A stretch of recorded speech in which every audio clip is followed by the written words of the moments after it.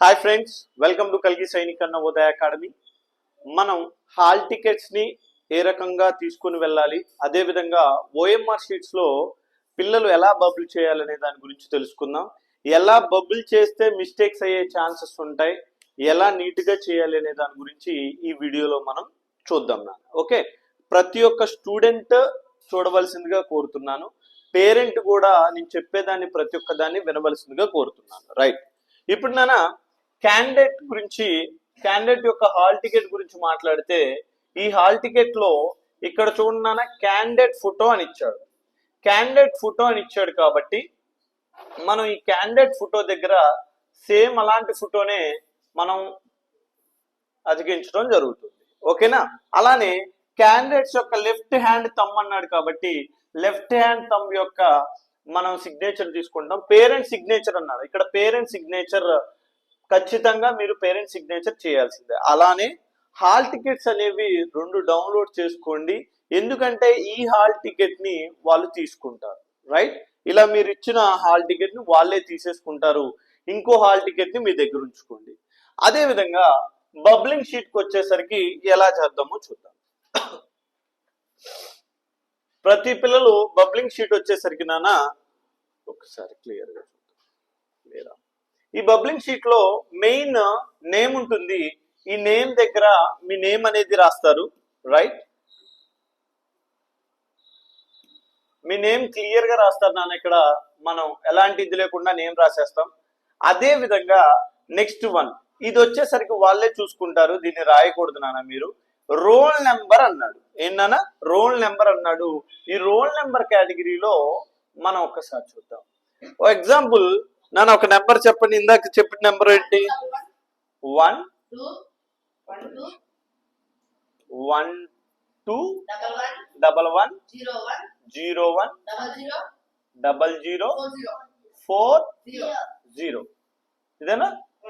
Right, 1 2 1 1 0 1 00 40. ఇదేనా వచ్చింది? Right, దీన్ని ఎలా మనం బబుల్ చేయాలి? 1 దగ్గర 1 కి సంబంధించిన బబుల్ చేయాలి నీట్ గా.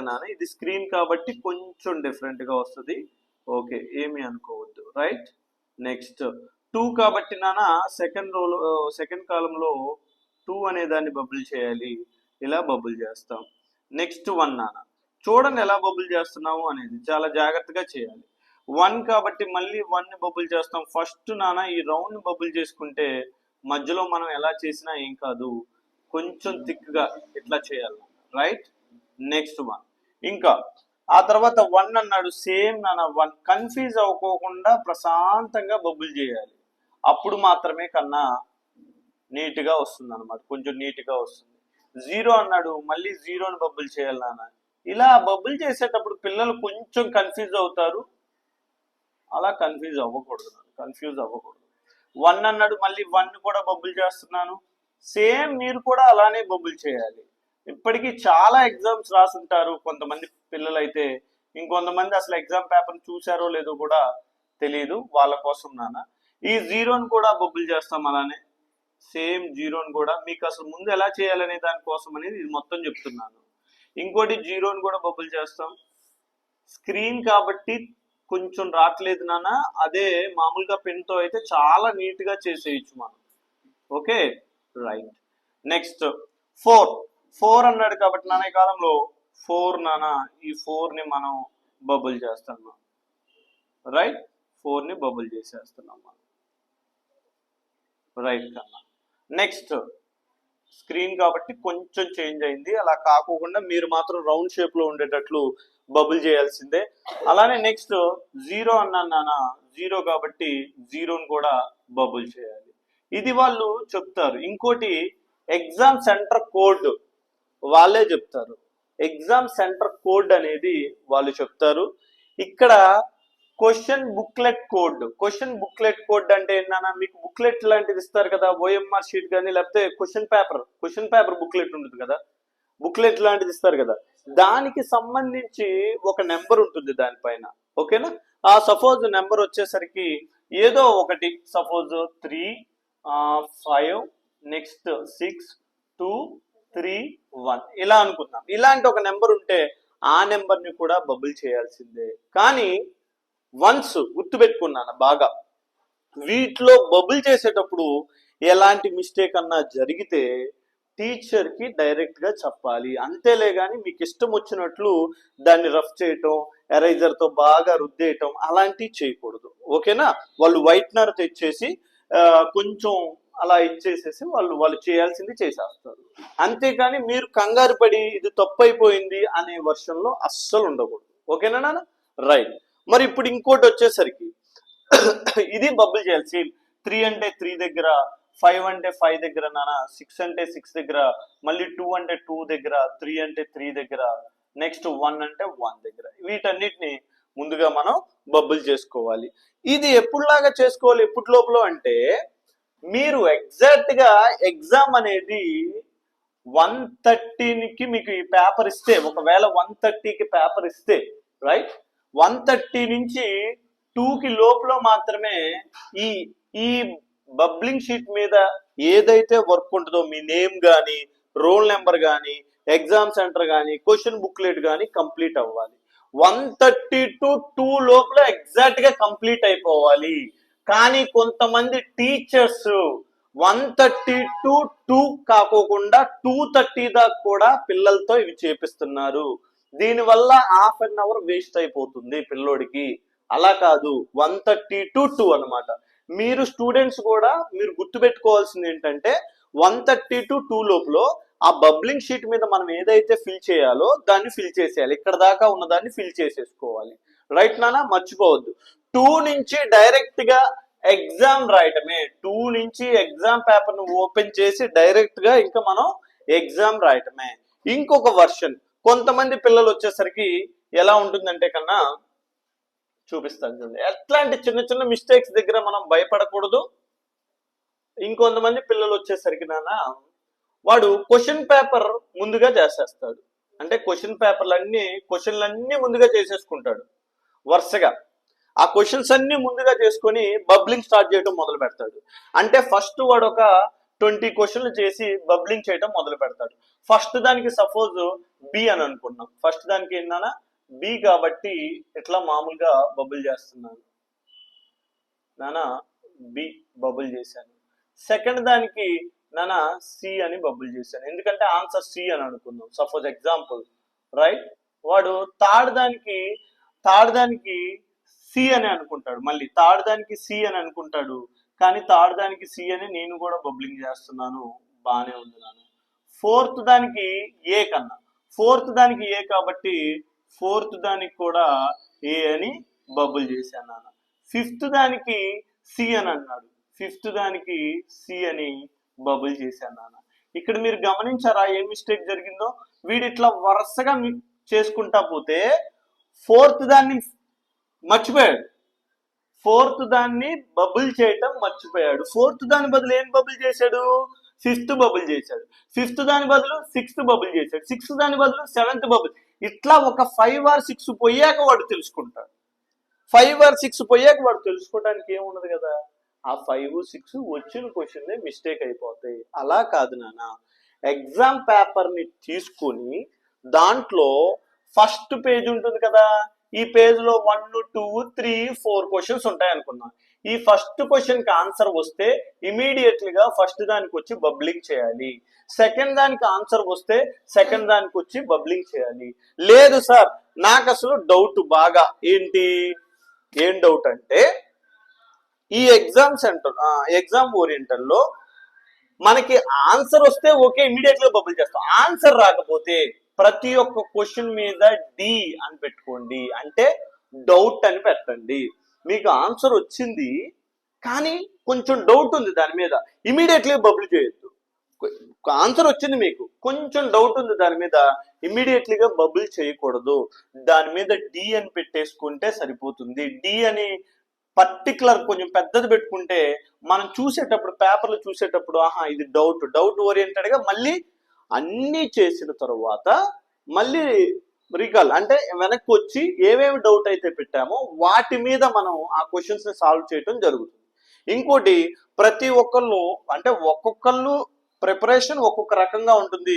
కొంతమంది ఏమో జీకే స్టార్ట్ చేస్తారు, ఇంకొంతమంది ఇంగ్లీష్ స్టార్ట్ చేస్తారు, ఇంకొంతమంది వచ్చేసరికి నాన్న ఇంటెలిజెన్స్ స్టార్ట్ చేస్తారు, ఇంకొంతమంది మ్యాథ్స్ స్టార్ట్ చేస్తారు, రైట్. కానీ ఈ 150 అయితే నాన్న ఈ మ్యాథ్స్ ఒక్కటే 150 మార్క్స్ అని మీరు మర్చిపోవద్దు. కాబట్టి ఫస్ట్ స్టార్ట్ చేయాల్సింది మ్యాథ్స్. చాలా మంది చాలా రకాలుగా చెప్తారు, ఓకే ఇప్పుడు దాకా మీకు ఎలా అలవాటు అయితే అలానే చేయండి. కానీ ఒక్కొక్క మార్కు ఒక్కొక్క క్వశ్చన్ వచ్చేసరికి నాన్న 1 question equal to 3 marks. 3 marks కాబట్టి మనం మ్యాథ్స్ ని చాలా ప్రశాంతంగా పీస్ఫుల్ గా నెంబర్లు క్యాన్సిలేషన్స్ ఈచ్ వన్ ఏదో నోటి లెక్క వేయకోకుండా ప్రతి దాన్ని పెన్ను పెట్టి సాల్వ్ చేసి చేయాలి. కొన్ని షార్ట్ కట్స్ చూడగానే వచ్చేసినట్లు ఉంటాయి కానీ రావు. సో ఫర్ ఎగ్జాంపుల్ ఒక క్వశ్చన్ చెప్తాను చూడండి. చూడండి ఎలా అంటే how many even prime numbers అని క్వశ్చన్ అడిగారు. ఏంటన్నా హౌ మెనీ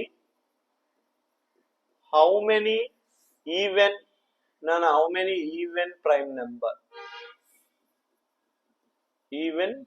నెంబర్స్ అని అన్నాడు. ఇది క్వశ్చన్ నాన్న. How many even prime numbers అన్నాడు. ఫస్ట్ వన్ నాన్న, ఫస్ట్ ఆప్షన్ వచ్చేసరికి ఆప్షన్ ఏ 2 అన్నాడు. ఆప్షన్ బి 1 అన్నాడు. ఆప్షన్ సి 0 అన్నాడు.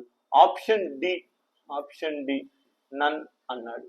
ఓకే, ఏమీ లేదనమాట. నన్ ఆఫ్ దిస్ అని మెన్షన్ చేశారు, రైట్. ఇక్కడ పిల్లలు హౌ మెనీ ఈవెన్ ప్రైమ్ చిన్నప్పటి నుంచి చదువుకున్నాం, మనకి ఇది కూడా రాదా? ఇమ్మీడియట్లీగా ఈవెన్ ప్రైమ్ అనగానే 2 option A is right answer. ఇలా 90% స్టూడెంట్స్ పెడతారు. క్వశ్చన్ చిన్నదే. ఈవెన్ ప్రైమ్ నెంబర్ అంటే 2 అని మనకి తెలుసు. కానీ వాడు అడిగింది ఏంటి? How many even prime numbers. Even prime నెంబర్లు ఎన్ని ఉంటాయి? ఈ ఓపిక పిల్లవాడికి ఉండాలి. నాకు వచ్చు కదా, సింపుల్ క్వశ్చనే కదా, రైట్ ఇమీడియట్లీగా ఏ అని పెట్టేస్తే 2 ఆన్సర్. బయటకు వచ్చి చూసుకుంటాడు వాడు, కీ తప్పు ఉంటుంది, కీ తప్పు అని అంటాడు. లేదు, వాడు అడిగింది how many even prime numbers. Even prime numbers ఎన్ని ఉంటాయి? 1 మాత్రమే ఉంటుంది. ఒక ప్రైమ్ నెంబరే కదా ఈవెన్ ప్రైమ్ నెంబర్, అదే 2 ఉంటుంది. కాబట్టి option b is 2. Option b is 1. Okay, only 1 prime number మాత్రమే ఉంటుంది. కాబట్టి ఇది రాంగ్ నానా, ఇది రైట్. ఇలాంటి క్వశ్చన్లు ఫ్రేమ్ చేస్తాడు. ఇంకా అలానే అలా కాకుండా ఒకసారి అయితే ఇలా ఇచ్చాడు. అంటే సపోజ్ ఎగ్జాంపుల్ 4 అని ఇచ్చాడు. నెక్స్ట్ 9 అని ఇచ్చాడు. 4, 9, 2 స్క్వేర్, 3 స్క్వేర్, 4 స్క్వేర్, 5 స్క్వేర్ అని ఇట్లా ఇచ్చేసి అండ్ సో ఆన్ అని నాన్న ఇక్కడ చూడండి. సెవెంత్ టర్మ్ అని మెన్షన్ చేశాడు. ఇక్కడ చూడండి అన్న, 7th టర్మ్ అని మెన్షన్ చేశాడు. మరి 7th టర్మ్ అంటే ఏంటి? మన పిల్లలు ఇది 4 సిరీస్ లో చూడండి. 4 అంటే 2 square, 3 square, 4 square, 5 square. Next option ఏలో, ఆప్షన్ ఏ ఆర్ ఆప్షన్ బిలో 36 అని ఉంటుంది. అంటే నెక్స్ట్ వచ్చేది ఏంటిది? 6 స్క్వేర్. ఇంత సింపుల్ క్వశ్చన్ ఇచ్చాడండి మనకు అనిపించింది అనమాట. ఇంత సింపుల్ క్వశ్చన్. వాడు 7th ఇక్కడ దా చదవడు స్టూడెంట్, అది నా బాధ.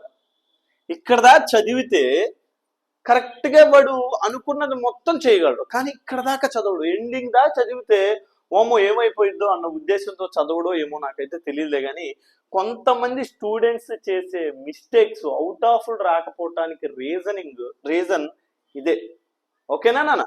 రైట్. ఇలా ఇప్పుడు ఏ 36 అంటాడు, బి 49 అని అంటాడు, సి 64 అని మెన్షన్ చేస్తాడు. వాడు 7 అని ఇవ్వడు, 7th అని ఇస్తాడు, 8th అని ఇస్తాడు, 5th అని ఇస్తాడు, 6th అని ఇట్లా రాస్తాడు అనమాట. రాసినప్పుడు దాన్ని మీరు సరిగా చూడలేదు అంటే ఆప్షన్ ఏ అనే పెట్టేస్తారు నాన్న. కాదు, option b is right answer కన్నా.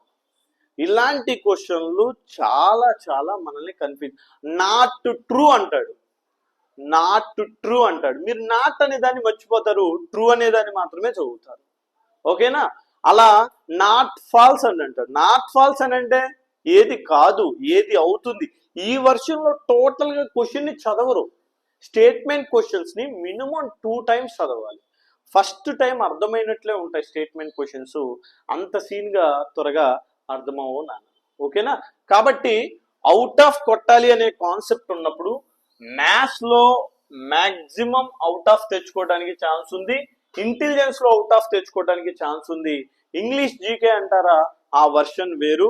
ఇంగ్లీష్ కి ఆ గ్రామర్ కానీ యాన్నమ్స్ సిన్నమ్స్ కానీ అండ్ నెక్స్ట్ వన్ వచ్చేసరికి జీకే కానీ యావరేజ్ గా మీరు ఎంత అనుకుంటే అంత చేస్తారు. కానీ ఎగ్జామ్కి వెళ్ళిన తర్వాత మీరు ఎంత పీస్ఫుల్ గా ఉంటే అంత మంచిదని నేను కోరుకుంటున్నాను. ఓకేనా? Thank you so much and bye.